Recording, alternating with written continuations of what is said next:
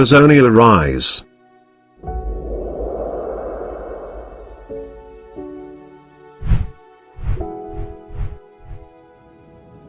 Dear Ambazonians on the home front and diaspora. Dear Ambazonia freedom fighters in the home front and in the diaspora. The Ethics Commission of the Federal Republic of Ambazonia is coming out to alert you that it is becoming more and more evident that the former British Southern Cameroons, aka Ambazonians, will soon emerge as the newest nation in the world. We are calling on all of us to start preparing to receive Ambazonia as parents prepare to receive their firstborn child. Malcolm X said, tomorrow belongs to those who prepare for it today. We are already very educated, talented, and very rich in natural resources. Do all this guarantee a safe and prosperous Ambazonia? The answer is an emphatic no. Theodore Roosevelt said, to educate a person in the mind but not in morals is to educate a menace in society. Ambazonians, it is time to start planning to restore our cultural and social values that characterize us as a people of good repute. Before our Republic to Cameroon invasion, we were respectful of each other, of the law, and of our culture.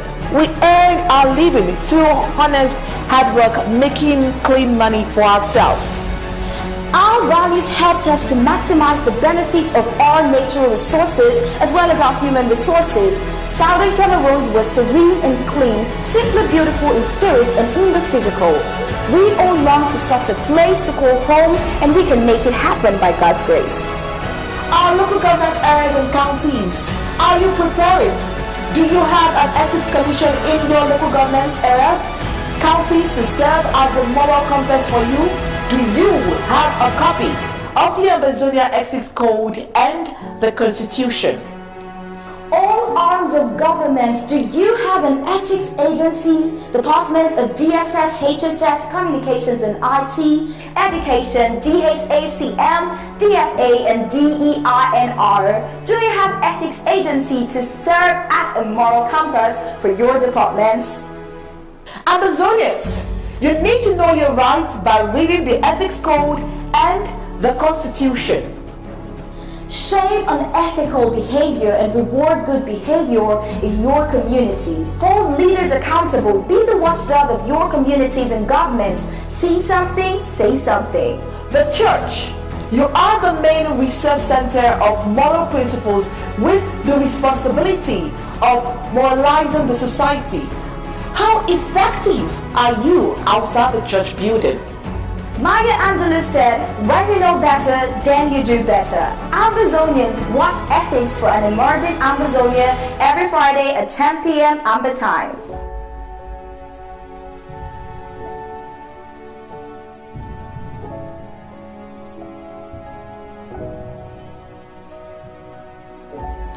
Exclusively on ABC Amba TV. Stay tuned.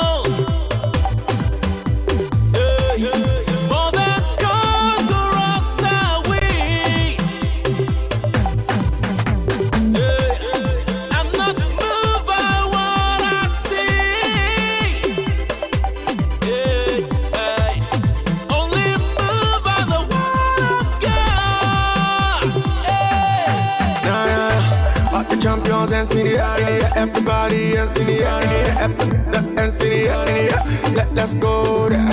The champions and see the everybody else in the area, and see the we are champions. We are champions. We are champions. We are champions. Champions say champions say champions say champions say champions say champions say champions say over and over again we see the touch of your greatness, Lord, in us. Whoa. Come join me, sing now. Let's celebrate together. Come join me, praise now. Let's jubilate together. The champions and see the everybody and see the and see the let's go there. The champions and see the everybody and see the and see the we are champions. We are champions. We are champions. We are champions. Champions say champions say champions say champions say champions say champions say champions say you've always been a winner, you are the best. You one of a kind of challenges can contest. The top is made for you, trust me, nothing less. I know that you've noticed. Dance to the beat, on this beat you can do anything. In the process, just get anything. You, yeah.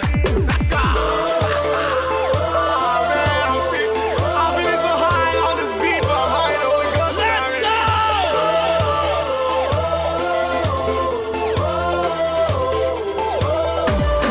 We are champions. We are champions. We are champions. We are champions. Champions say champions say champions say champions say champions say champions say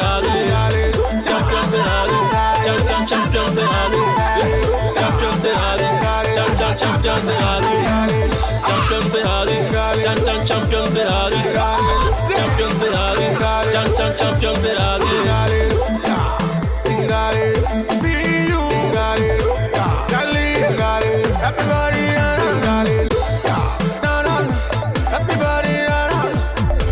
no Dutchess. Let go.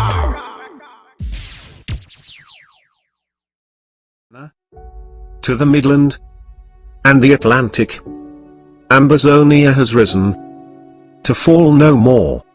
Ambazonia rise.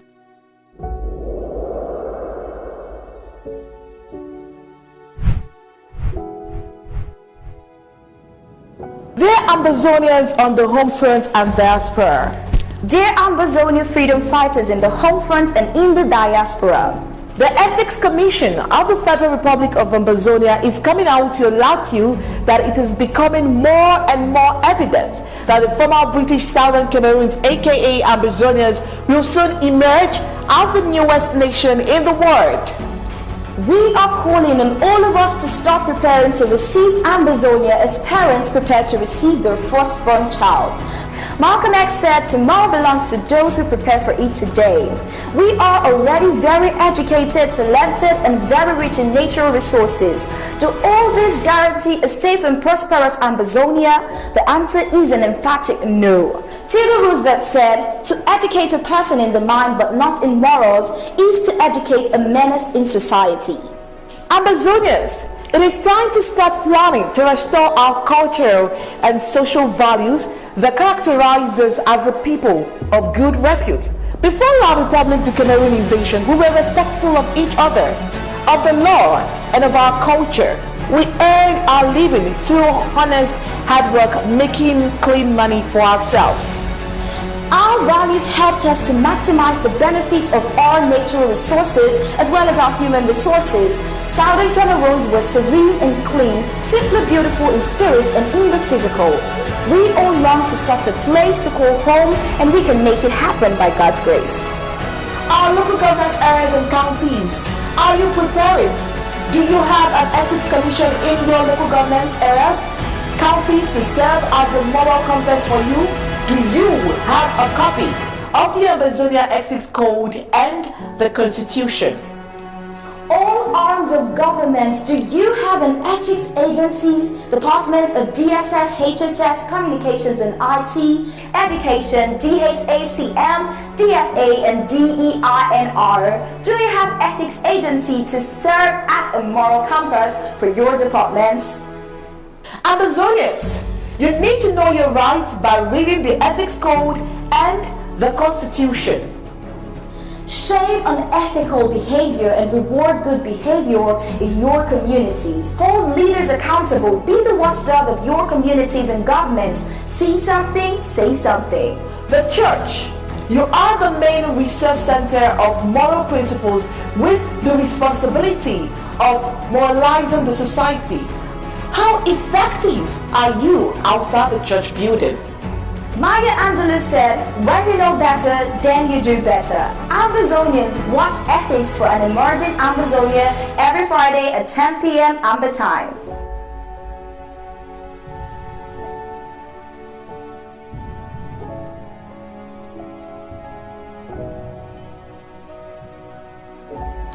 Exclusively on ABC Amba TV. Stay tuned.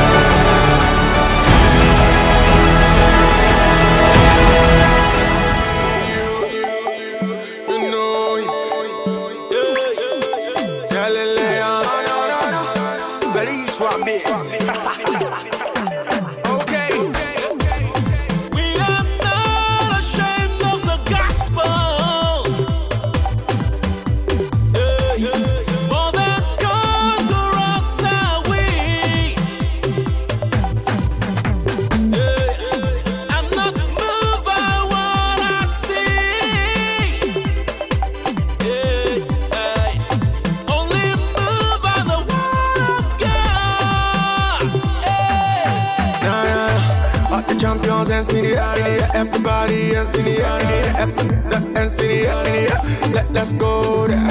The champions and senior, everybody and senior, and senior, we are champions. We are champions. We are champions. We are champions. Champions in Halley, champions in Halley, champions in Halley, champions in Halley, champions in Halley, champions in Halley, champions in Halley, champions in our league. Over and over again we see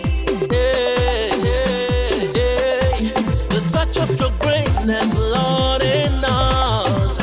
Whoa. Come join me, sing now. Let's celebrate together. Come join me, praise now. Let's jubilate together. All the champions and senior, everybody else in the area, and senior, let's go there. All the champions and senior, everybody else in the area, and senior, we are champions. We are champions. We are champions. We are champions. Champions in Hardy, champions in Hardy, champions in Hardy, champions in Hardy, champions in Hardy, champions in Hardy, champions in Hardy, champions in Hardy. You've always been a winner, you are the best.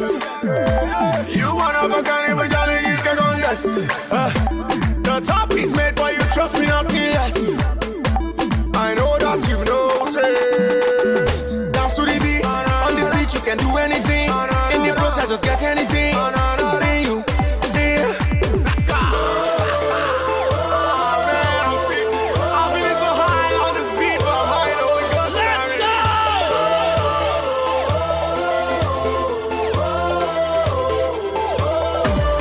We are champions. We are champions.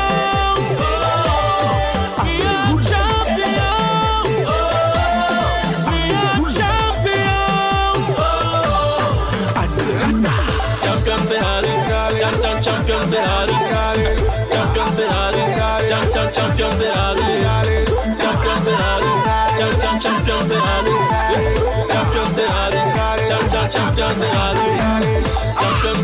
Hardy, champions in Hardy, champions in Hardy, champions in Hardy, champions in Hardy.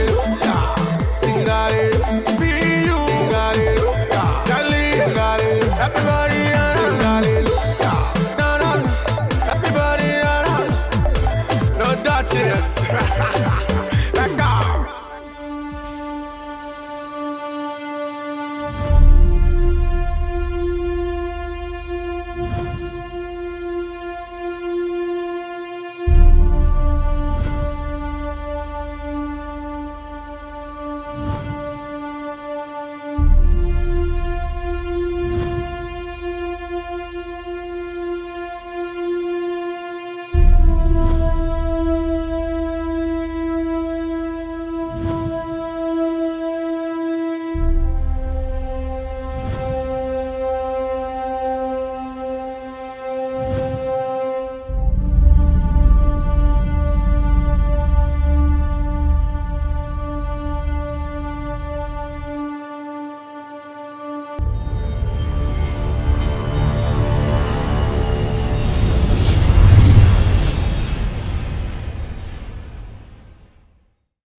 The Black American Dilemma.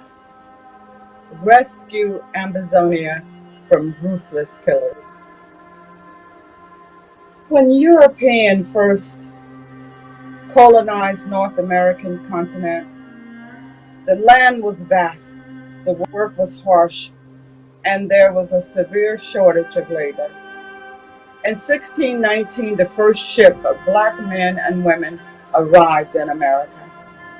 So beginning early in the 17th century, my ancestors were being stolen, kidnapped from Africa, ripped from their families, and enslaved by ruthless slave traders and so-called slave masters.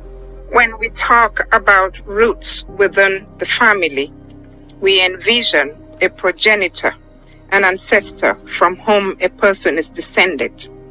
As a noun, root is a condition of belonging to a specific place or group by virtue of ethnic and cultural lineages. When we talk about African diaspora, we are referring to all black people scattered around the globe in various communities, most of them in the Americas, especially the United States of America. We share the same DNA, the same stories, the same challenges and anxieties. And so, when we see conditions of mass killings and unwarranted violence, it does not sit well with us. We cannot underestimate the power of our connections. Our history as Black people is intricately linked. We have been subjected to violence and mass killings and dehumanization due to systemic racism and Black-on-Black violence. In the 15th century, a forced migration occurred through transatlantic slave trade that lasted for 400 plus years. During that time, mass killings occurred, yet we survived as a people. Colonization and neocolonialism saw mass killings of our people and many others around the world. In fact, before the killings in Ukraine, there were killings in Nigeria, Democratic Republic of Congo, genocide in Rwanda, and now mass killings and genocide in Ambazonia, southern Cameroons. Thanks to DNA testing, many of you African American celebrities, actors, and entertainers have traced your roots to Ambazonia and West Africa. You can and should use your celebrity status for the common and greater good. As children of God, we have to build a spiritual army comprised of good people who care for humanity, people who will support us to end mass killings and genocides around the world. Please join in the movement to end this unwarranted violence and mass killings. Sign the petition and stop the mass killings in Ambazonia and the world over. Stop the killings so that our brothers and sisters can come home. The messages to our country's president, vice president, governors, and senators are not about the horrors of slavery in America.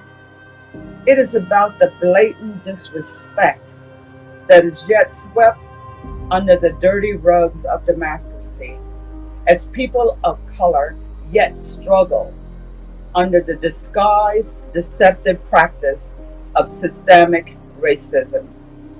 We are sending you this electronic packet to offer you an opportunity to do something decent for people of color throughout America and throughout our motherland, Africa.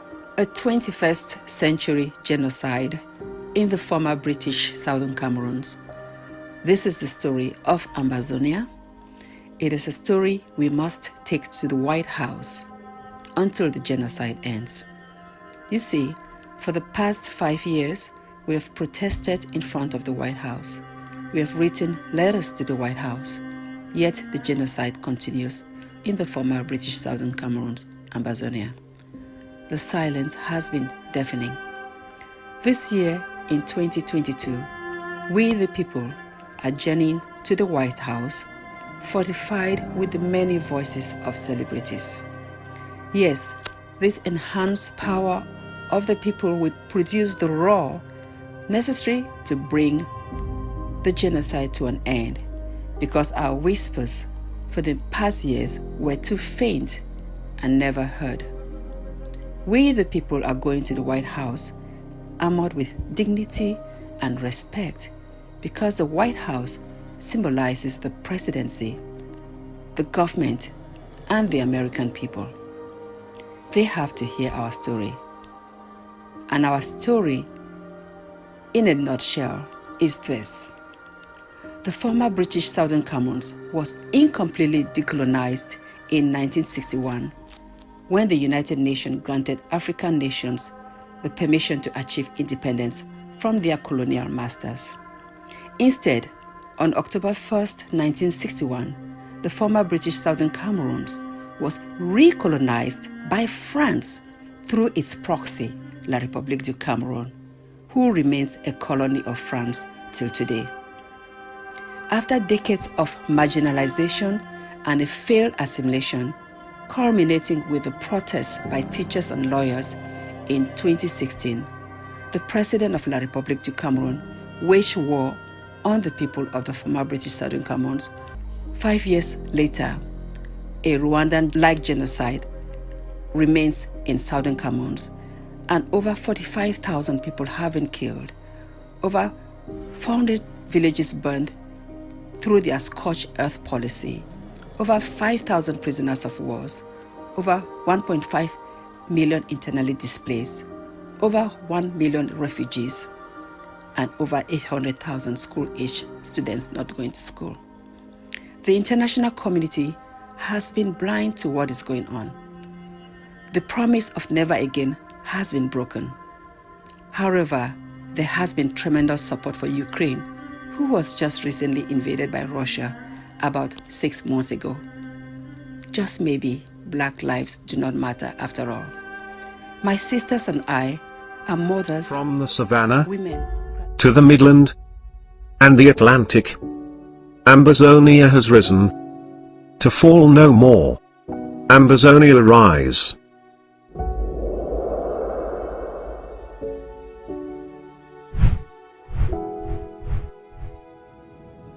Dear Ambazonians on the home front and diaspora. Dear Ambazonia freedom fighters in the home front and in the diaspora. The Ethics Commission of the Federal Republic of Ambazonia is coming out to alert you that it is becoming more and more evident that the former British Southern Cameroons, aka Ambazonians, will soon emerge as the newest nation in the world. Southern Cameroons were serene and clean, simply beautiful in spirit and in the physical. You know better, then you do better. Ambazonians watch Ethics for an emerging Ambazonia every Friday at 10 p.m. Amba time.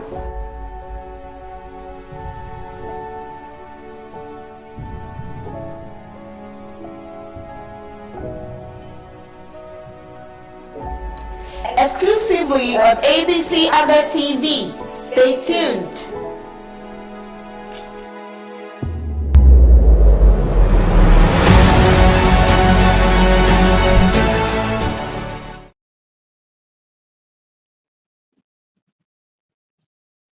Welcome to our televiewers.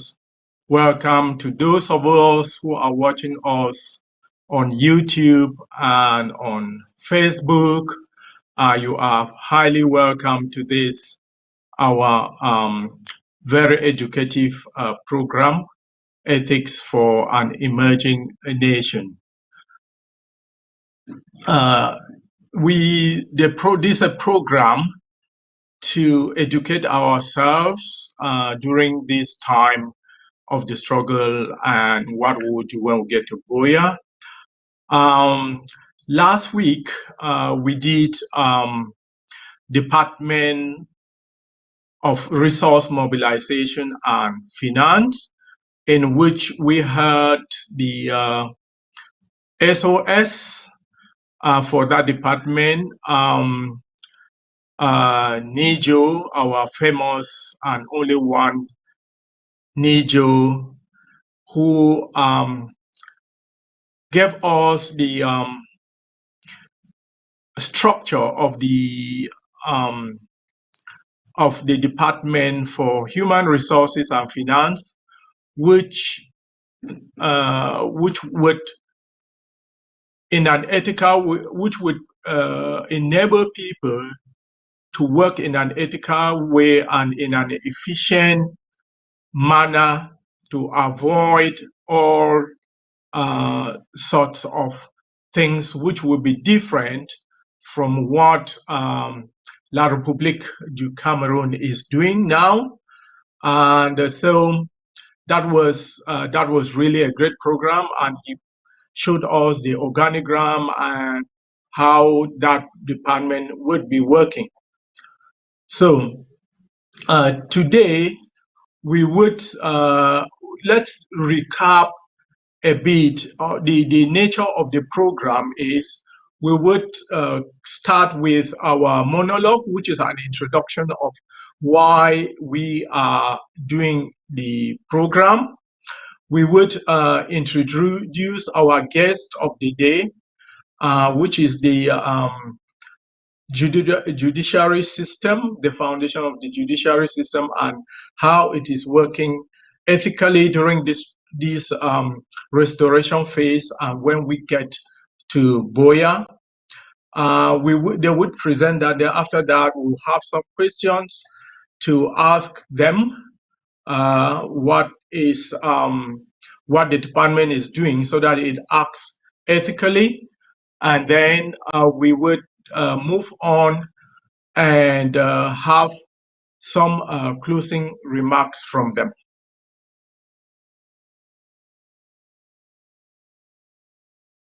So now, before they come up, I've not yet seen them come up. I don't know whether my guests for the day are on the way to introduce themselves. Here I can see Barrister Behasa, and I think the next one would be Barrister Ghana. I think so. When he comes on air. When it comes on air, we would continue with the introduction of the program.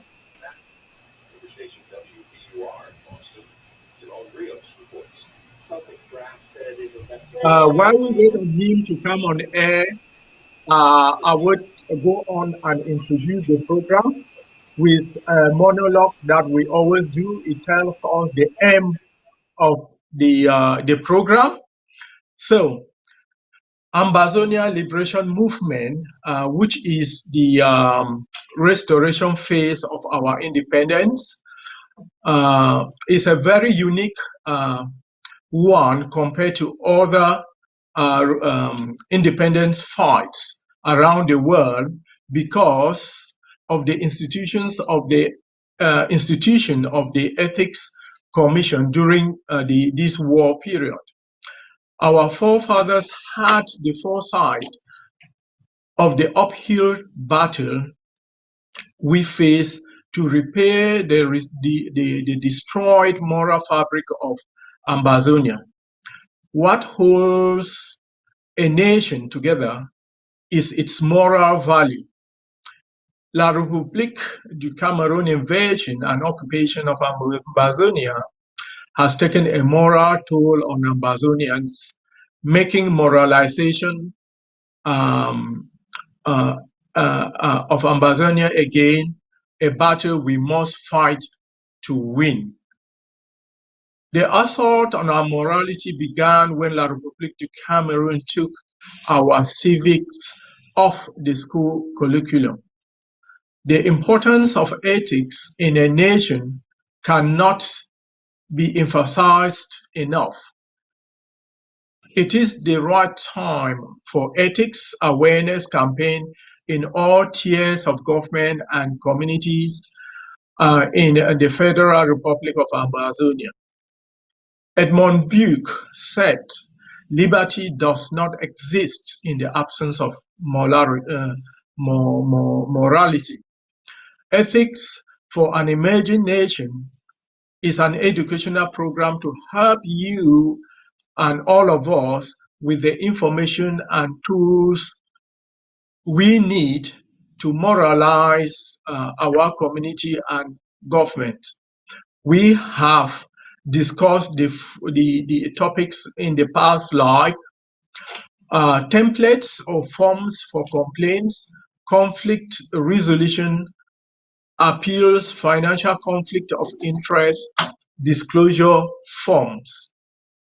We've also discussed ethical leadership and its importance, We've discussed guidelines for receiving and giving gifts by government officials, misuse of position, the role of people in upholding ethical standards in the nation, the role of religion in moralizing the society, the standard code of conduct for Ambazonians, business ethics, media ethics, cultural and sports ethics, medical and public health ethics. Ambazonians, we encourage you to watch these shows again on Amba TV Facebook page and YouTube, and use the information to moralize your community and governments. If by next year our sovereignty is still not guaranteed, you would be invited to give an update of your ethics awareness campaign in your LGAs and counties. When we are done with the ethics awareness in county, we've done all the ethics awareness in the county. We've completed that. We are now doing ethics awareness in the different departments of government. We've done women's services, education, DHACM, DSS, Department for Foreign Affairs, Department of National Treasury. Last week we did Department of Finance and Resource Moralization. And today we are educating ourselves more ethically on the judiciary system. Our guest today is Barrister Timothy Mbeseha and Barrister Ghana. Ambazonia will be great again by God's grace and mercy. We will live a great fulfilling life in our nation. Ethics is the key. So that is the introduction of why we run the program, the programs we've already run, the departments that have already come on. So it's time now, maybe I would introduce myself, and our guests would also introduce themselves. So I am Peter Tansie. I come from the Midlands, particularly the Maysom County. I am the host for the program today. And then I'll give the microphone to our guest, Barrister Timothy Mbeseha, to introduce himself. Over to you, Barrister. Thank you, Mr. Coordinator. Thank you very much for the kind words. The judiciary that we have is not a very big department. For now, we're just two of us. My name is Barrister Timothy. I've practiced law since 1983 in different places. And I come from the BLM. So I think most of us know me. We're two of us, Mr. Ghana, who all know is the chair of Momo, and equally a member of this Judicial Council. Thank you very much. I hope somebody will learn something from this presentation today. Okay, thank you very much, Barrister, for the introduction. As we said, Barrister would give initially give the structure of the department, And then from there, I would be asking a few questions, and so that he can do some clarification. So, Barrister, maybe over to you, what you have for us today before I ask any questions.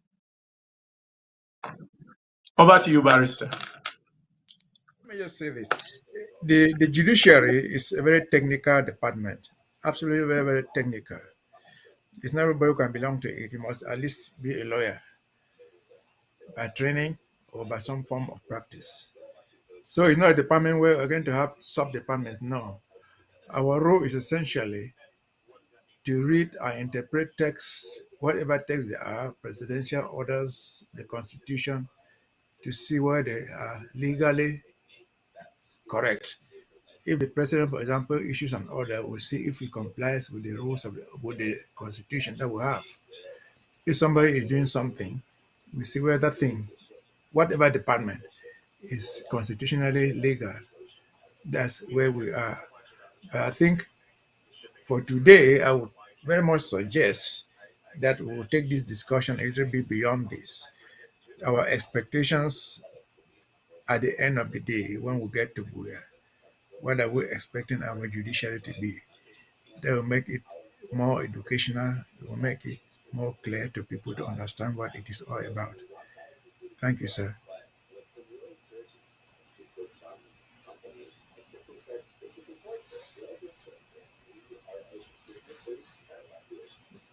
That's Tanshi. Are you there?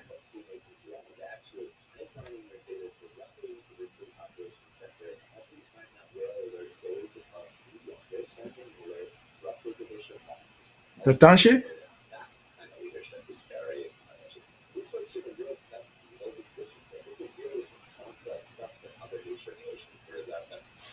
Mr. Tanshi. Something went wrong somewhere.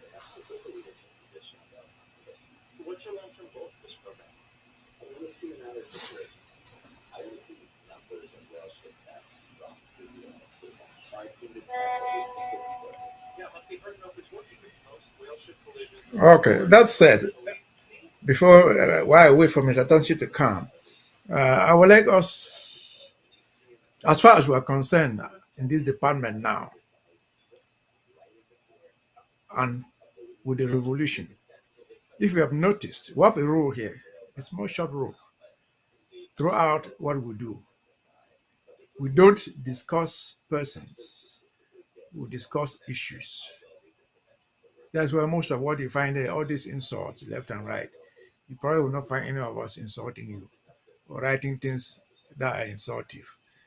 When we do come in, if it is necessary, we try to clarify so that everybody can understand what it is about. So we have this self-imposed rule that we don't discuss persons, we discuss issues. I cannot remember how many people have called me during this crisis. They say, oh, Anu has done this, oh, Sako has done this. We say, no, we're not discussing issues. We're not discussing individuals, we're discussing issues. If you want to bring somebody's name, bring it on an issue. Say, for example, if it's draft, we can discuss draft. If it is whatever thing, an issue that concerns the revolution, we'll discuss them. We'll clarify you legally what it means.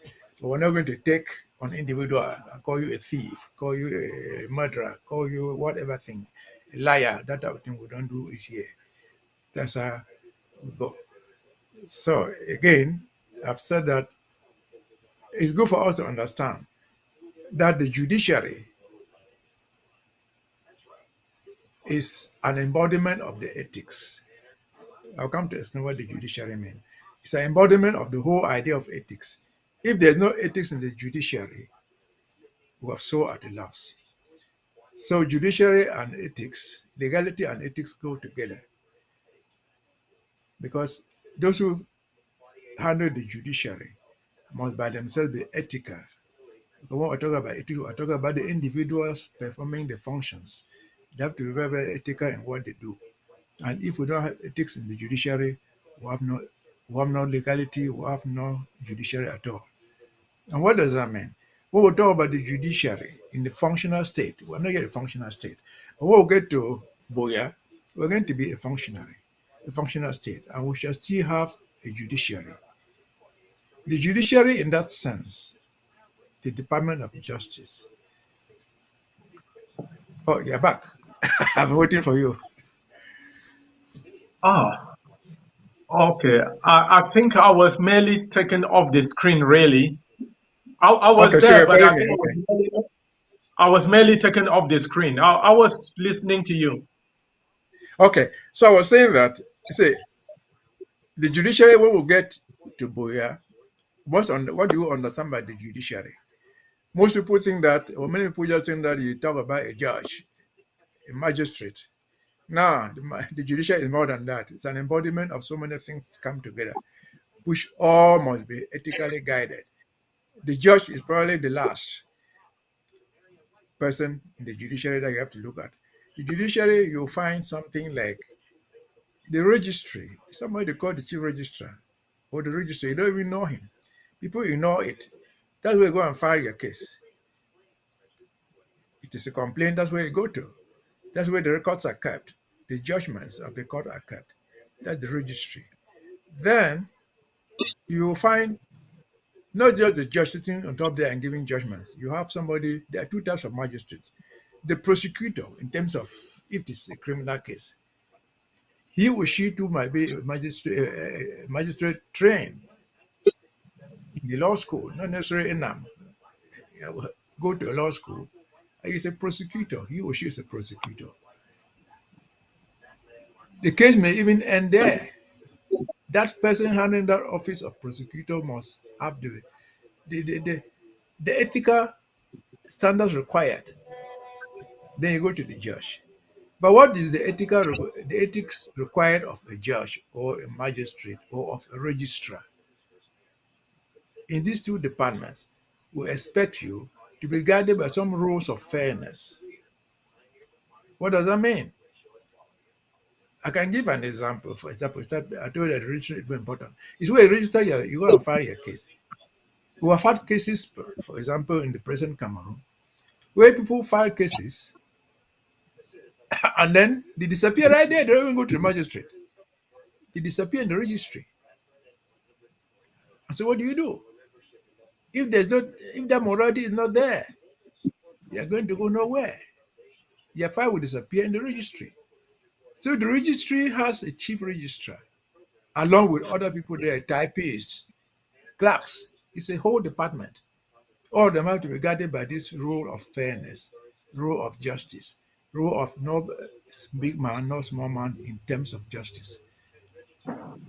From there, if it's a criminal case, the case will go to the prosecutor. That's the investigator. You can call it over here. The person who investigate, he doesn't really go to the field to investigate. All the gendarmes, all the police, all those people there, their cases, their boss is the prosecutor. Because when they investigate, they take evidence, they send it to him or to her. So when they take this evidence, they must be fair. Most of our people, if not the majority, but most of them, are illiterate. They can't make their complaints in a layman sense, maybe talking they country talk.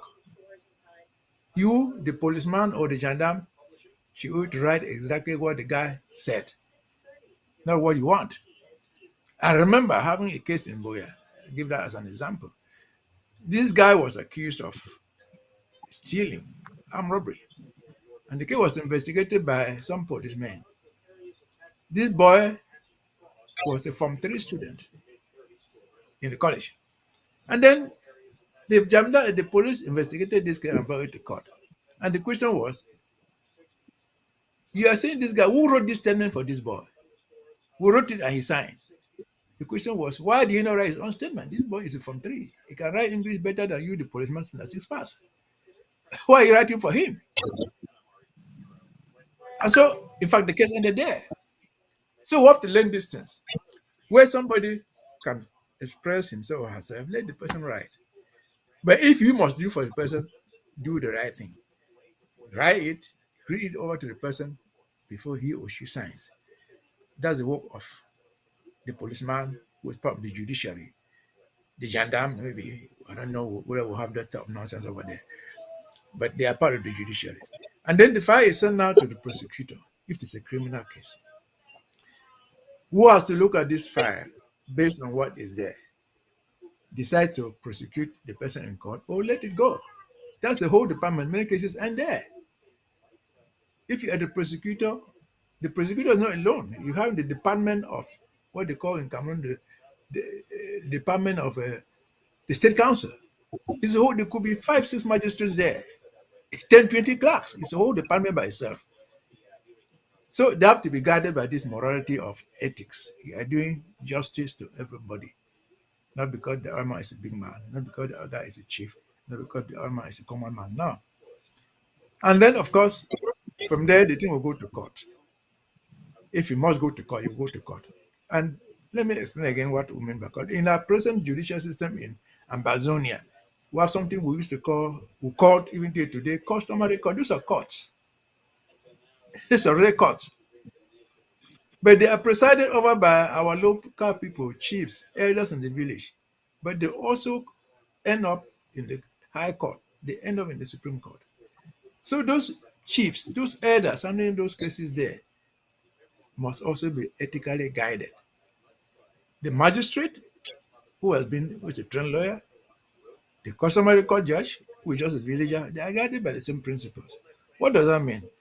I remember being in Buya and I had a friend who was a magistrate. And this guy used to take bribe both ways. He took from the person being prosecuted and took from the person who was a complainant. That's the highest level of unethical behavior you can expect. And again, at the level of the prosecution, from the gendarme, the police, the state council or prosecutor to the magistrate, people who come to court generally, people don't go to court for pleasure. They come there when they are frustrated with life. You owe me money, you cannot pay. I've asked this money, you cannot pay, so I must go to court. Nobody likes going to court. Or you are bringing your wife or your husband because it can no longer work. I don't want this woman again. I don't want this man again. I want to divorce. People come there when they are in frustration, when they are vulnerable. That is when those officials exploit them, which is unethical. You cannot sit there, you're the prosecutor or the magistrate, and the woman comes complaining about her husband. For example, I attempt to make love with her because he says she's vulnerable, she needs help. No. Or the woman sitting there, there are women magistrates and women prosecutors. Man comes there complain, well, my wife is this, my husband is this. I say, well, I can take this advantage. That is totally unethical. I know magistrates, even women, who cause clients to divorce their wives because to marry them. Never to talk about men looking for women who are vulnerable. That is totally unethical. The same thing that goes to the policeman. That the same thing that goes to the gendarme. You cannot go to investigate a case in the village. I tend to take advantage of the old guy in the village, of the poor little guy who has been raped, of the poor man whose money has been taken. You can say, well, this man owes you 500,000. Okay, I can give a judgment, but what is my own share? You say, I give 50,000 out of that. That is unethical, totally unethical. Those are the things that should guide our justice going forward. But they cannot just be rules. In the department, there have to be consequences of bad behavior. Being unethical is having bad behavior. If we just let it and say, just do it, it's unethical, it will go nowhere unless there's a consequence for the bad behavior. So there should be a code of conduct for those people who are involved, the police guys, the gendarmes, the magistrates, the chief clerks. That if you violate this rule, there's some consequence. Maybe you get a demotion. Sometimes you're even fired. So this is what will guide us when we get a full country. Again, before I get there, I insist again, right here in our own revolution, we are guided. Okay, maybe I let you ask some guiding questions.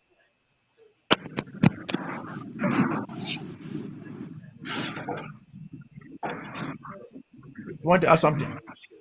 Yeah. Well, I said thank you very much for the explanation, and that is the bit we get to Boya. We will do it differently, as La Republique is encouraging magistrates and lawyers to do now. Maybe I'll first thank you, and then I'll ask one question. Then maybe you continue. When I don't want to, I want you to go through them before I ask all my questions. But thank you for giving the structure of our judiciary as it is in our interim government now. So now you've gone to some parts, mostly the Boya part. I don't know whether you have more on that or you want me to ask some of the questions. I prefer to ask the question when you finish, that I understand, because now those who behave in a certain way, we don't really have these courts to take them to, because we are in the restoration phase or the war phase of things. So now let me ask, but well, without going into questions, I'll just let you continue. I have the question, but let me just let you continue. Now, again, we have said this many times. At this stage, we don't even have a we don't have a council to punish anybody, even to bring somebody to justice. We don't have a court to send somebody who is openly corrupt to be tried. But they know that they're violating the law. This education that we have, at least in the Ambazonia that we have, most of us, the majority of us, have come from Christian families. No matter how you dislike Christianity or whatever, we went to some Baptist school, to some Catholic school, to some school like that. In nearly every village in Ambazonia, we have a church. Even a full gospel church is a church. We have these groups that moralize the society. And the church as a church is teaching the same thing. The Ten Commandments, for example, that we find are not only found in the Catholic Church. They are not found in the Protestant Church. They are found in every human being. And they are emphasized by all the religious organizations that we have, even the village religious group. So, for now, that's where we are. And again, as far as we are concerned in the judiciary for now, where we are in charge of interpreting documents, we'll give the interpretation that is, to the best of our knowledge, the right one. It does not matter whether this thing is brought to us by President Sako, it is brought to us by Cho Ayaba, it is brought to us by Chris Anu. The law remains the law, the moral remains the moral. We have sworn to uphold the law morally. Nobody is going to punish me, but I feel bound to say exactly what it is. We feel bound to say what it is. That's why we have this principle that we don't discuss individuals, we discuss issues. Okay. Okay, can I ask one question? I don't know whether it falls under the remit of the judiciary. Now, we are in this restoration phase, and presently we have our interim House of Representatives.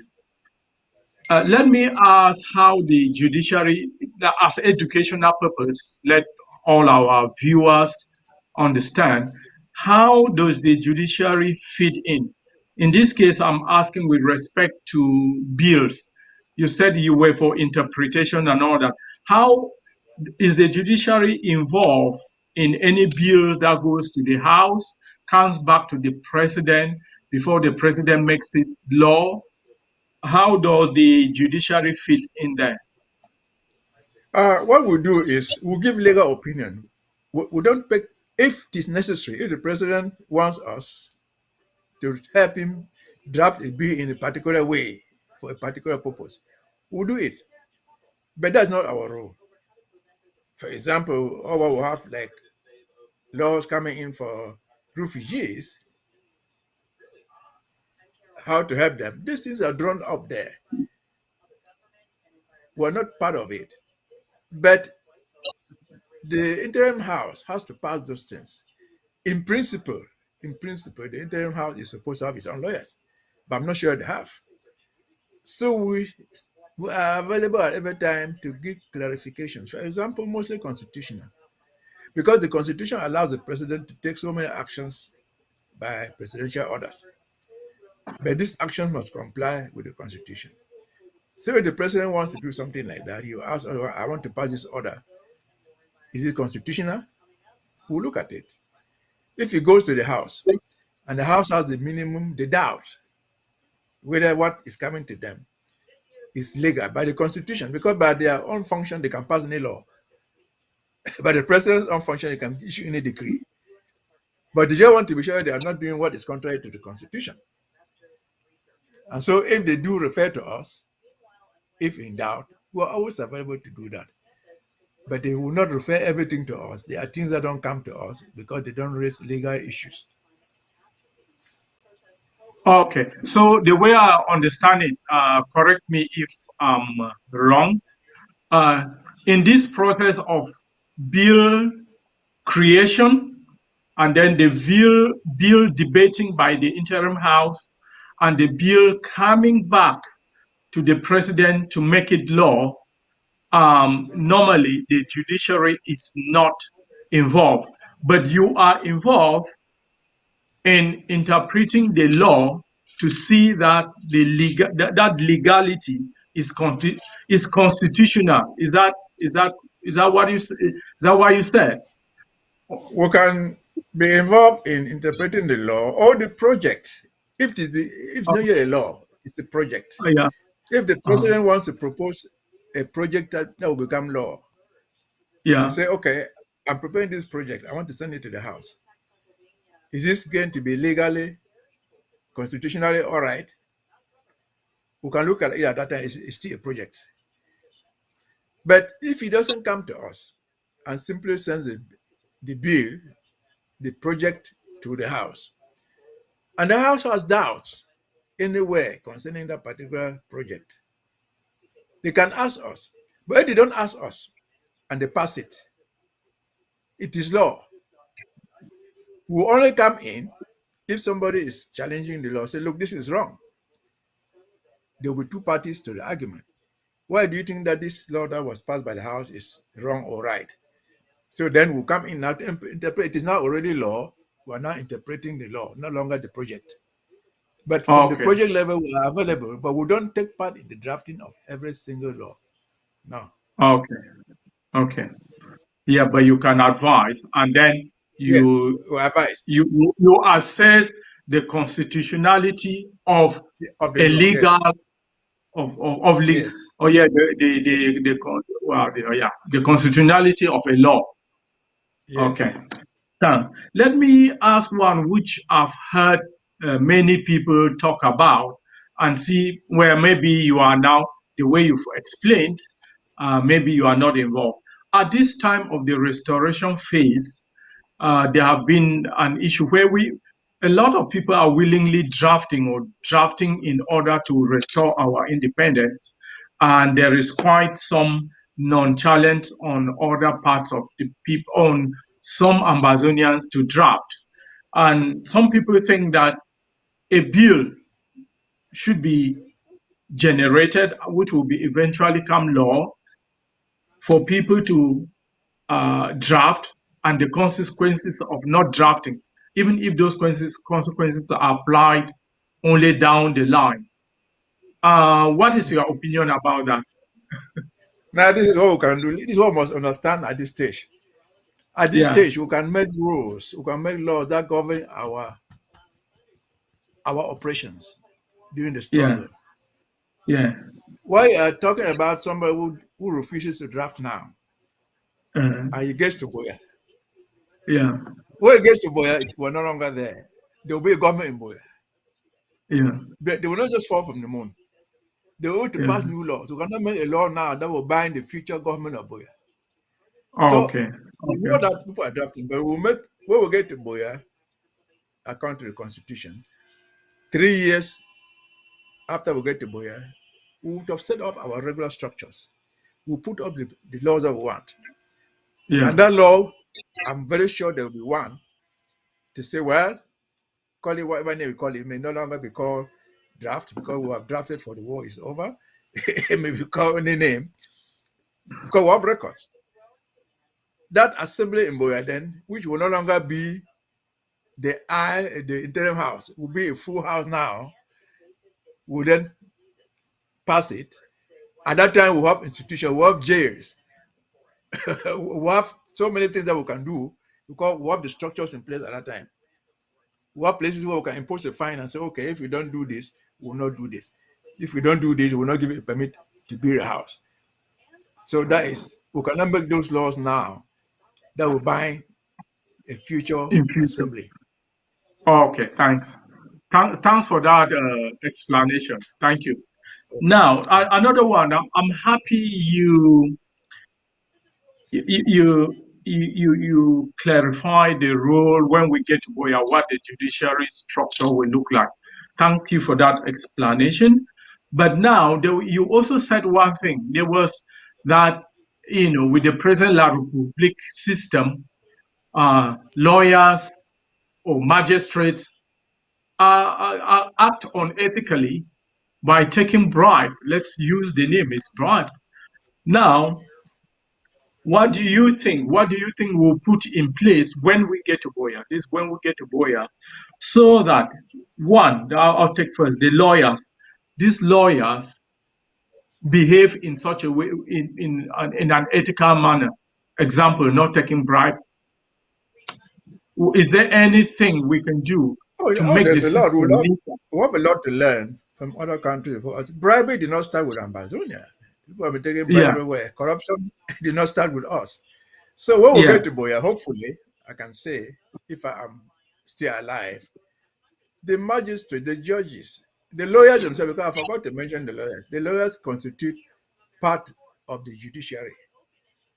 You cannot go and get a lawyer. When you get a lawyer, if a lawyer accepts your business to defend you, he is bound to defend you.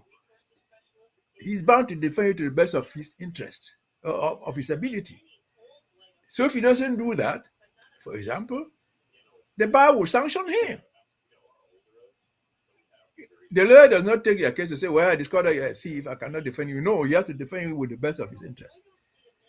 And so when we get to Boya, there will be a code. What we have in Cameroon right now, in my own words, is judicial farming. Because, for example, they are not going to appoint anybody to the court in Bamenda, in Boya, because there's money there. So they send people there only to go and farm money from people.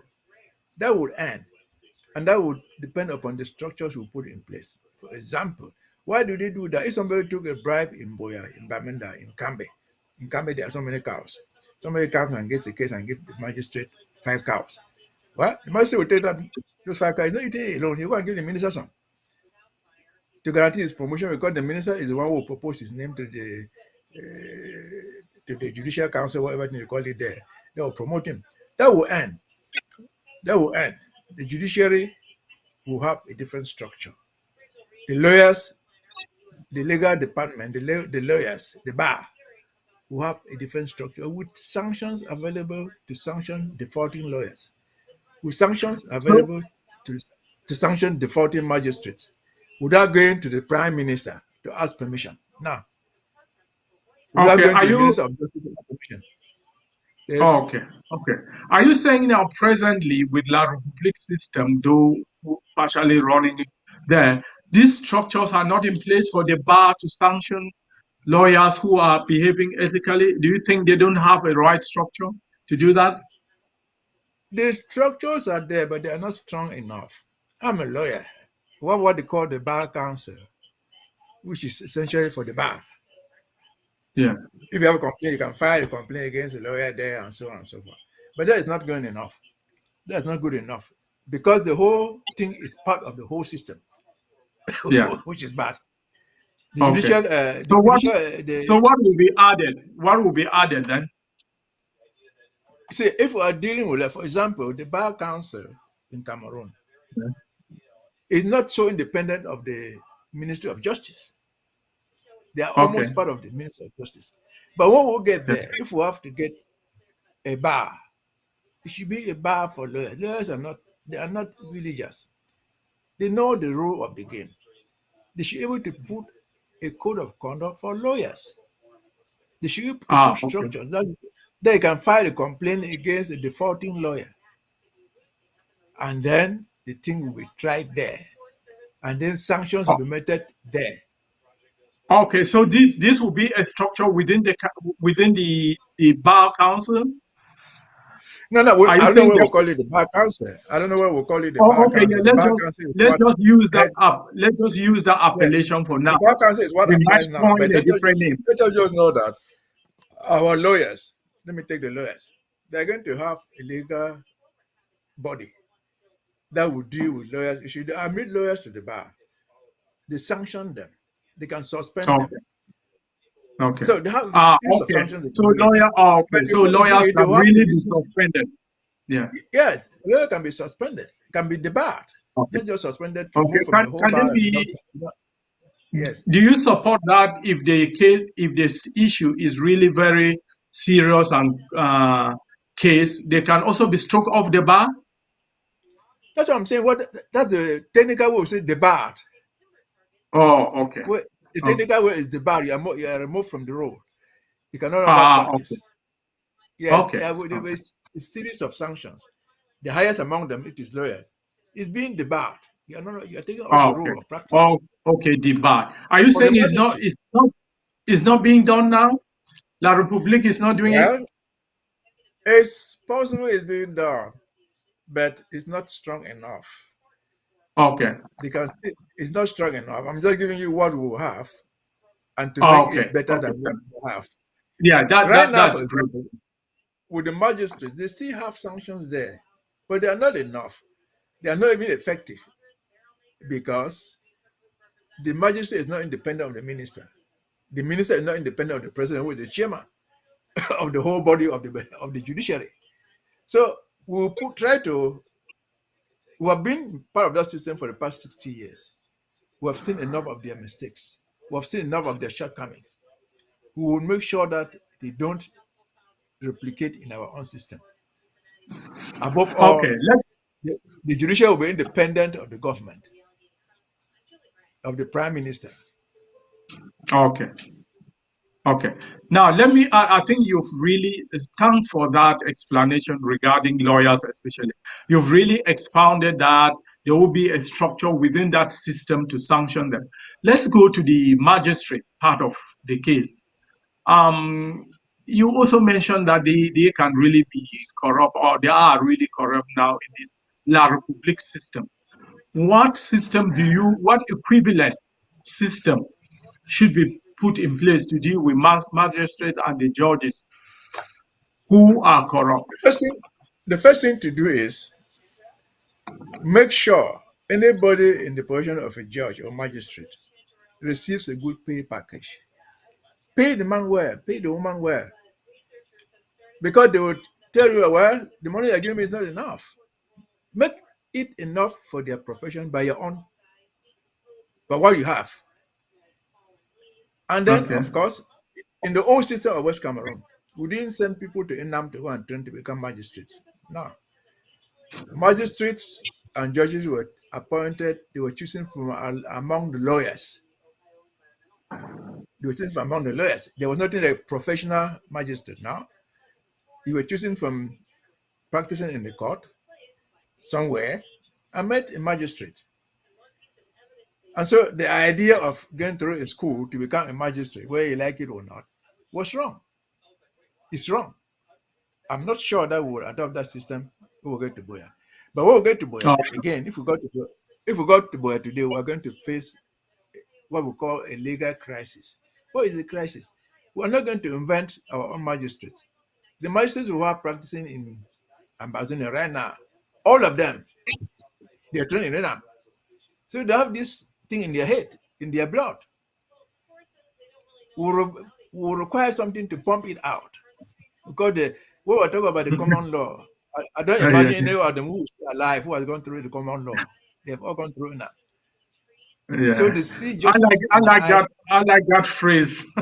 I like that phrase to So pop this thing out of their head. yeah, because they see justice through the eyes of Enam. And I don't know how many people go to Enam without giving bribe. or not less than 1%. All other people, you only go there when your father, your mother has gone to go and pay. Or when you yourself, you're a woman, you go and sacrifice yourself. So they have this idea in the whole idea of in the judiciary. But if we got there, which we are going to get there, we have to pump out this, I don't know how to put it, to put laxative, to pour out these ideas from these people. Because we're not going to manufacture our own judges for the time being. We're going to use them. But but those ideas have to be taken out of them. Yeah, yeah. That's ethics. Is mind changing. We have to change their mind because it's part of Yes. the program. Where the mind is a mind changing education. We have to re-educate them, train them to read to change their mindset. But again, I also think there should be an equivalent structure to knock them off if they continue with that structure. So I think we have to think of that parallel No, structure we for did. magistrate Say, and they'll judges have a to disciplinary, get them they'll off. have a disciplinary, a whole department for the judiciary there. They are the ones who were to promote magistrates, not the president, not the prime minister. There will be a chairman for that thing, not appointed by the prime minister or appointed by whoever is our own head. No. The problem in Cameroon today is nobody can pass a judgment against the president because the president is the one who is in charge of promotions, is in charge of sanctions, is in charge of dismissal, is in charge of recruitment. You can't out the now you need a decree from the president to be posted. So if we set up a structure, which I think we would, that is independent of the administration, that can say, look, you don't do this, and people will listen to you, and so on and so forth. So it will be done. It's doable. Though we have challenges, but it is doable. Okay. Thanks for that explanation. It's nice we are realizing these loopholes. We know that's not good. We will put the structures to pop this thing out of their head, change the mindset. It's a mind changing, faith changing process. And any nation without a strong judiciary system, um, we wouldn't got far. So thank that we are thinking this ahead of time and educating ourselves and our people that this has to be done. They would be part of it, and it's a top down situation. It starts from those at the top and it trickles down. So thanks for that. I think you've already given one other thing I had because it was at this restoration phase of our of our independent restoration war is that, well, we have our LGAs and counties. So, but from the way you've mentioned, we don't really have the judiciary at the LGA and county level. Am I right to say that? No, we don't have a judiciary, but what we have at the LGA level, which we have recommended that should be everywhere, at the LGA, at the county, we have recommended that every LGA and county should have at least an ethics commission. They will handle those Okay. issues down there. Okay. If they cannot, because some of them are not many, if they cannot constitute a whole ethics commission, they can at least have an ethics officer, one person. Then you Okay. can go and complain. This man has insulted me. This is also reduced. Then you can, that man, that woman can handle those things there. Even when we go back to Cameroon, you're not going to create a judiciary in every single house. You're not going to create a judiciary in every county now. So let people have something that represents, that enforces some basic ethics. At the LGA, if we had those things there, most of these monies are falling and running away. Some of it could have been avoided. Okay. Because people are doing those thinking that they will never be caught. That even if they were caught, what are they going to do to me? So, but the judge is the morale. You should just know that this money is not yours. Even the guys on the ground zero, when we struggle and draft and send you $1,000 to you, General A, General B, Captain this, it's not your personal money. It's for you and your group. If you take that $1,000 and then you decide to take 500 alone, that's dishonest. That's unethical. So this should Yeah. go right down there. Because the problem we have home is People trying to make videos to please us, to show that I'm the one fighting, because they don't see the money. We send the money, it doesn't all come to them. Somebody is a middleman trying to steal. And then we need all this thing everywhere. And may I use this to add that, look, this morality goes to every single one of us. For example, we're in the United States. We know how difficult it is to send money home. You cannot send money to somebody by MoneyGram. He takes that money, the Nigerians will catch him the next day. Sometimes we may negotiate getting money from you to get it through your account in Bamanda or wherever it is, to give it there. And the exchange rate is, say, for example, $500, 500 francs a dollar. I say, well, this point in difficulty, I'll take I'll take $1 only for 200. That's unethical. Yeah. That's breaking take advantage of the situation, which is not nice. Yeah. So let us be ethical at every single level. I need to have it in our heads. You might be doing a lot of unethical things, thinking that you're not seeing, nobody's seeing you. Yes, nobody's seeing you. But in your heart of hearts, you know that you're doing the wrong thing. Oh, I think that's what okay. is the thing about it. Even Okay. in court, in the judiciary, we know cases where people have gone to court and gone to prison. They've been tried and found guilty. And the man goes to prison, even though he had confessed. He said, no, I did not steal. He still tells a lie. Instead of saying, brother, I'm sorry. He said, no, I did not steal. Even if you caught him with the money in his hands. Things like that, I think it's just a question of human behavior in a way. Okay. Okay, now you've answered that one about the ethics at the local level, LG and county level. Thanks for that response. It brings me to the next quite follow-up related issue.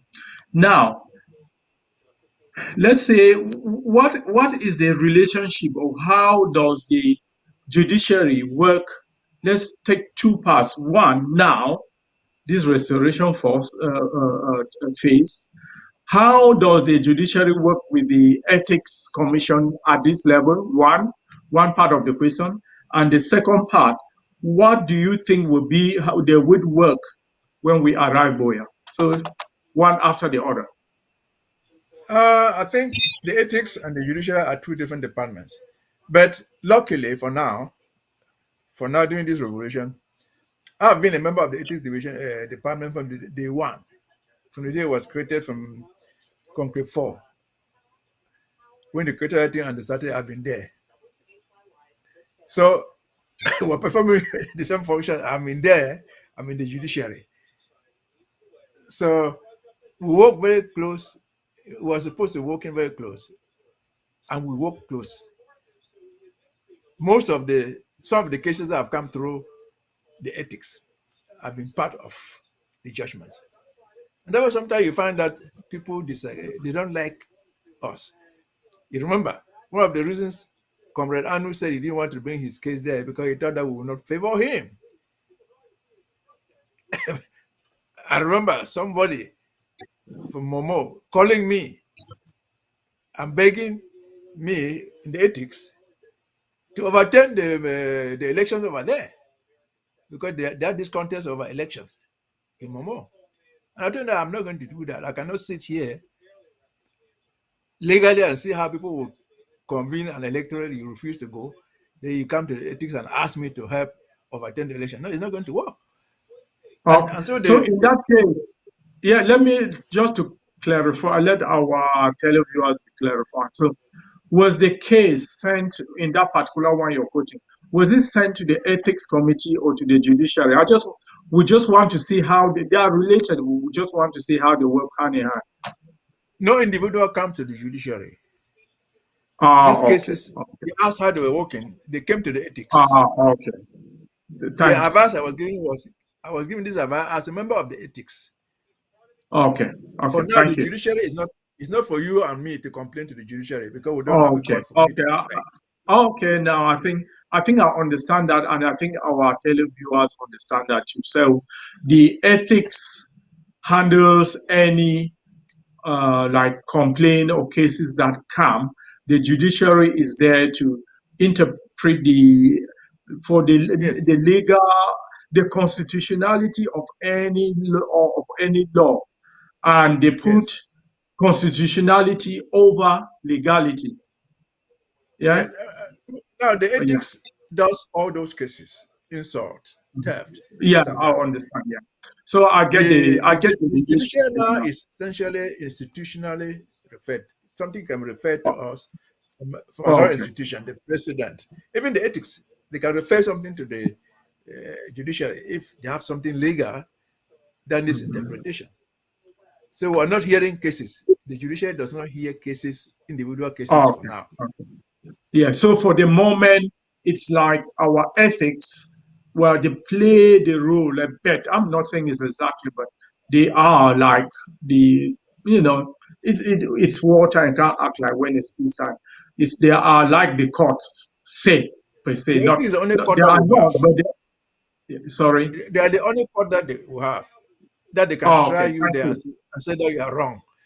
But the Oh, only okay. thing that is the only thing that ethics does not have is the enforceability of certain things. The student money, they will say, Oh, well, okay. Yes. brother, pay back the money. We don't have a president to send you there. Yeah. Yeah, understood. Thanks. Thanks for that Yes, clarification. Thanks for the yes. clarification. And then now, what do you think when they get to Boya? How should they work? Because in that case, there would be courts which will be under the judiciary. The ethics we it shall be maintained. What will be the relationship when we get to Boya? When we get to Boya, I'm just guessing we're not get there. It will be a very different world. The ideas I have may be just part of the ideas that would make the judiciary a whole. Because many more people will be involved than me sitting here and talking as a judiciary. The ethics is not going to be part of the judiciary. The ethics in most government is so independent. They will still play their role of ethics. But it will be worked out in such a way that they will have ethics at every level. Then they will have the supreme ethics, which can sanction the prime minister, can sanction the minister. For example, for some moral misbehavior. If the minister steals money, he's going to court. That's not an ethics issue. He's going to be tried in court. If he's guilty, he's going to jail. Or you Yeah. refund the Okay. money. But if the ethics will still be there to enforce some morality there, bringing Okay. some moral Okay. standards among people. So what we're in Okay. Boya will be a different environment. And again, we have 3 years to set up those structures. Okay. Okay. Thanks a lot. Um, there is one thing which takes place in other parts of the world. I don't know whether, just as an idea, um, when we get to Boya, do you think that we would take petitioning, right, especially for high government officials when they either misbehave or order, so that they can be petitioned to be either sanctioned or taken off those positions? Will that be introduced? Because with La Republique now, I'm constantly referring to La Republique. If a minister does something, you can write 1,001 petitions, or you write, or nothing will happen to him. Yeah. So, Well, would you think if that there's no people? petitioning, if there's no petitioning, then there's no Yeah. ethics. Because Okay. a petition is an emanation from somebody below who is not somebody who can do things for himself. Let me say, for example, if when we get to Boy, I'll say, look, we don't want ministers to take bribe. Bribe here is not only money. The minister goes to Bali, they give him 2 cows, 5 goats, 50 chickens. That's bribe. If we put that thing there and say we don't want this, and that is even so open. If we say we don't want this sexual relationship between our ministers, between government officials, and then a government official, be it a woman, a man, is still going out with the clerk, you think somebody has to petition. These are things they are doing in secret. Somebody who sees this must say, look, that minister is doing this. And then they will investigate and say, this is wrong, and punish him. Okay. So they will, So you say, they will yeah. petition them. Okay. You Because that is say the so power that the lower, that will the be lower class allowed. has. That will be allowed. Okay. Okay. For it to be Okay. allowed and for it to be effective, there must be effectiveness. It must be sure that when you file that complaint, that guy who received the complaint will take action. Okay. So it will be allowed. And it was in West Cameroon. It was in West Cameroon. Okay. Okay. Thanks very much for the response. We are almost running out of time. Apologies, we started late. But now that is, do you have any other thing to add to what you've said? Because we're coming towards the end. Anything to summarize or to add to what at the top of your head? Well, the only thing I can say is what I've given is not the totality of everything. It's just a big summary of a guideline for us to survive this struggle, for us to lay a good foundation for the future. We cannot exhaust everything here. Let everybody involved in this struggle be morally accountable. Let everybody involved in this struggle at every level know that even though we are not yet a country, we have some basic laws. They are just rules, but they are laws. If you don't respect what we call the interim constitution, if you don't just respect that document, which we all agree, it is not perfect, but we agree that those are our guidelines. If you don't respect it, it means that you will never respect the royal constitution when we get to Boya. So that's the general rule. And we will seize this to take this opportunity to say, you see, we have had this, the past 1 year, we have been arguing and arguing about this and that election and so on. We stood on one firm ground. Election is not found in our interim constitution. Like it or not, it's not there. If you want to put it there, there's a process. Go amend the constitution and put it there. And then put the rules for the election. If you are not doing it, don't do it just because you hate Sako or because you love Sako. No. For example, again, I'll give these practical examples. The people who will now call coup plotters, and specifically the Restoration Council, where do they derive the power to give one president 2 years, another one 6 months, another one 3 years? Where is it written in the constitution? If you don't respect this basic document, if you cannot find a defense for it, it means you will never find a defense for the right thing when it comes to time. That's what judiciary does. We simply say, look, it is not there. Again, I've asked the question, it's not because I hate Christian or I hate Marianta or I love Sako. On what basis did you give Sako 2 years? Give Marianta 6 months? Give Anu 3 years? What's the law?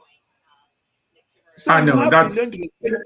it's a joke. Yeah, that's really a joke. Yeah, we have to learn to respect even the law that we don't like. They make themselves to Yeah, be jokers. yeah, a law is a law. Even if you don't like it, it is a law. Change the law first to please you, Yeah, but don't do it against the law because the law will not yeah. Change the forgive you. law and then you apply it. Yeah, You apply it. Don't just do it because you don't like A or B or C. No, I like my renter. She's a good dancer. I hate her. Let her just have 6 months. So no.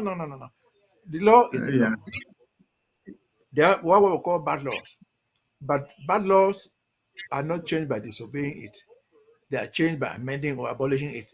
By amending them, yeah, and then applying them. Yeah, amend Yes. before you apply. Yeah. Okay. Okay. Thanks for that. Thanks for that summary. So maybe televiewers, those on YouTube, those on Facebook.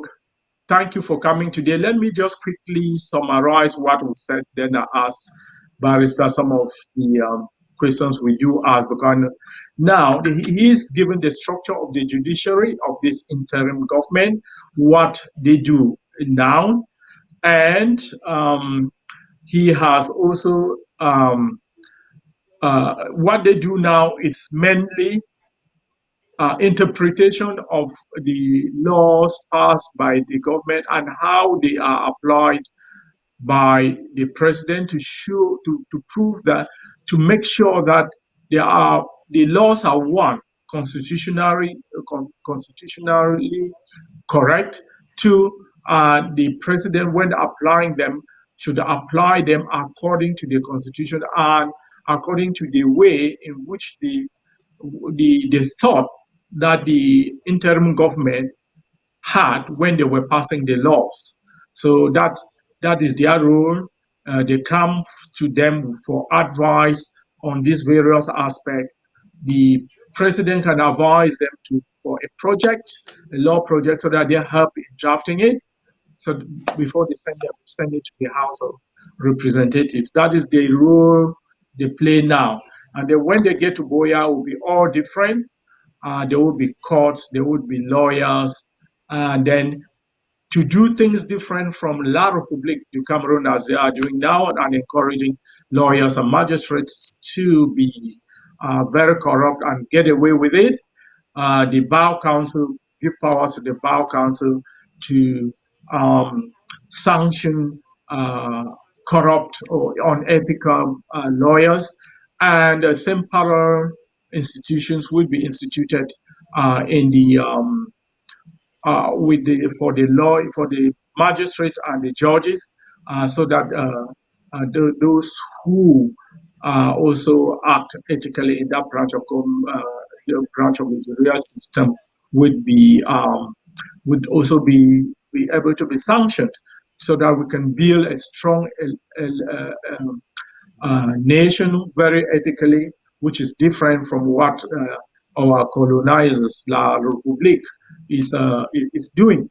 And then he's related the relationship between the ethics commission and the judiciary now, and how they work hand in hand to make the interim government work, or the system work at this at this independent restoration phase of things. So that's been the summary of what we have from the judiciary system today. Thank you for listening. But let me, before we go, I know this is from Barrister. I know they are tightly involved with the constitution. So I don't know, even asking them whether they have a copy of the constitution is not worth it, because they are the ones involved in seeing that it's there and everybody obeys it. So I don't need to ask that question. And the projects that the the document, the ethics commission puts out for all departments to look at it and follow them and act ethically. Again, Barrister Beseha is part of it. I don't need to ask him whether he has that document, because it would be ridiculous to asking him such a question. So thank you for viewing, and you can watch the program again over Facebook or YouTube down the line. Any last word, Barrister, or we close it here? My last word is to all Ambazonians: remain focused and be serious. Know that the revolution as it is, this one, like any other revolution, is being headed by human beings who will make errors. To err is human, they say. The error made by one person should not discourage us. After all, the people who are dead, who were killed, they were not killed for doing anything wrong. They were killed for simply voicing their own opinion about something else. So nothing should discourage us. Those of us who are still alive, let us move forward, knowing that as we move forward, the leaders are not God from heaven. They are human beings. They will make errors. Brush your errors, move on, hoping for a better day. Those of us who are lucky, who will be lucky to get to Boya, and I'm sure there will be very many. Draft 10 times. Don't care whether your brother or sister has not drafted. They will be there for counting, and count that you are lucky to be there to make the rules for those who refuse to draft and want to reap where they did not sow. So just go on. If I made a mistake, forgive me. I don't have a dictionary of truth, a dictionary of knowledge on me. But again, let's remain focused. Let us move forward, knowing that human people will make mistakes as they move on. And so, to the end, we are talking about 3 years, we'll get to Boya. I hope we'll get to Boya tomorrow. and the 3 years start soon. So don't be discouraged. People will insult you. People will call you names. That is not the issue because they call Moses names. People in the Bible even told Moses, "Why are you taking us out of Egypt? We had better die there." And then he continued. I asked, a Reverend Father asked me this question not too long. I asked him, look, yes, the Israelites were so angry with Moses. After they crossed the Red Sea, they were so hungry. But there was no way they could go back to Egypt. The Red Sea had closed back. They could not go back. They had to go on in their anger, in their hunger, in their thirst until they got to the promised land. Let us have it in mind that we have crossed the Red Sea. It is closed behind us. We cannot go back. We have to move ahead with all the difficulties that hang over our heads. Those of us who don't survive will meet them in heaven. Those who survive will celebrate in Boya. Thank everybody.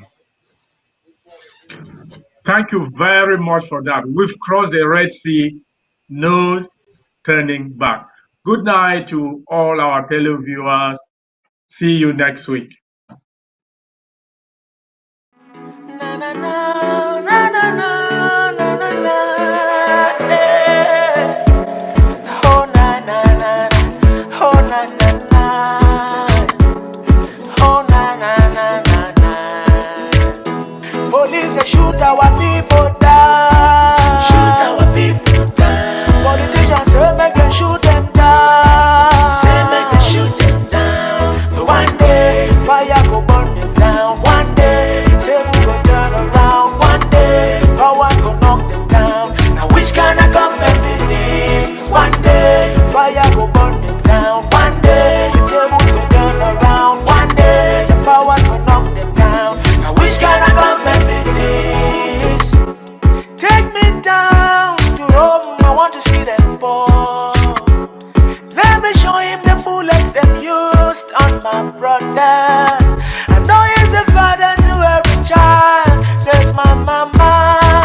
I know that father won't let me down. We want to be free. We want to be free like Ghanaians, to be free like Kenyans, to be free like South Africans, to be free, but police they shoot our people them down. Shoot our people down. Politicians say make them shoot them down. Say make them shoot them down. But one day fire go burn them down. One day the table go turn around. One day the powers go knock them down. Now which kind of government be this? I know she's a mother to every child. That's my mama. I know that mother won't let me down. We want to be free. We want to be free like Ghanaians, to be free like Kenyans, to be free like South Africans, to be free, but Listen, they compel us to stay back from the way to freedom. Every ruler been a king, but we don't see the kingdom. The desire to rule is such a deadly sin from. If you open up for talk, they say that one go bygone. So they treat you like a lesser person, lesser human. Cause you stand to say the truth, you be a Boko Haram. We ain't got no freedom of speech, freedom to teach. Every day we be a living threat, not the thing they preach. When you speak against the nation, you a terrorist. When the nation goes against the people, it is politics. We see some brutal killings all over the world, so people not get human rights again all over the world. We pray to all these people. Tumbo, mama yo, now your boy go get down. Blue Jay promise. Mama you kind, mama you're beautiful, mama you good, mama you're wonderful. No woman like you, mama. No woman like you, mama. Thank God for you, mama. Thank God for you, mama. 'Cause you gave me life, oh mama. Queen of my life, oh mama. I go love you for life, oh mama. 'Cause you love me so, oh mama. From small begin, I never forget all the suffer when you suffer for me. Oh yeah, yeah. All the pain and the troubles where I put you through. I remember when money no be there and chop no be there for her. You be the try your best. You go run around to find us something where we go chop. When I dey sick, you know the sleep. You go the cry all night. You go hold me tight, start to pray, say God make you have my oh Lord. Ooh, I will yeah choma. I'm funga na better yeah funga choma. I'm bombing na better yeah bomba choma. Ega na chinu ya ga choma. Mama, I will yeah choma. I'm funga na better yeah funga choma. I'm bombing na better yeah bomba choma. Ega na chinu ya ga choma. Ega choma, mama. Ega na chinu ya ga choma. Chinu ya ga choma. You gave me life, mama, queen of my life, mama, I will love you for life, mama, 'cause you love me so, mama.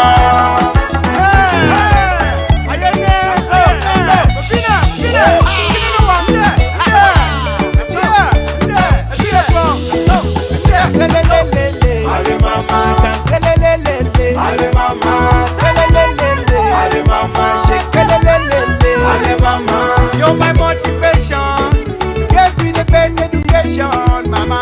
The song where I sing, I'm for you. Nice special dedication to you. Oh yeah. I know say every night and day, you pray say make a